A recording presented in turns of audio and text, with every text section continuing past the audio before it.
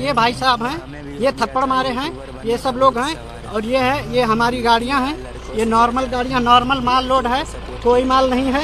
ये देखिए, ये गाड़ी नंबर है और ये थप्पड़ चला के मारे हैं। ये देख लीजिए, ये भाई साहब हैं, ये हाथ छोड़े हैं ऊपर, ये मार रहे हैं। ये बोल रहे हैं कि आपको तुमको जेल में ले जाऊंगा और गाड़ी तुम्हारी आग लगाऊंगा। हाँ, ये साहब हैं, ये हैं। कोई बात नहीं करना, आप थप्पड़ मारो ना, आप मारो, डंडे से मारो, क्या बात करना। यही भाई हैं जो मारे हुए हैं, हाथ हैं। अभी मारे हो, सामने मारे हो, ठीक है। और इनके सामने मारे हैं, ये आरटीओ साहब हैं, इनके सामने मारे हुए हैं। और ये कुछ नहीं बोल रहे हैं, बल्कि बोल रहे हैं कि जबरदस्ती तुम लोग को उठा के बंद कर देंगे, गाड़ी का 15-15 हज़ार का चालान करेंगे, कोई दिक्कत नहीं है, तुम्हारी गाड़ियों को सीज करेंगे।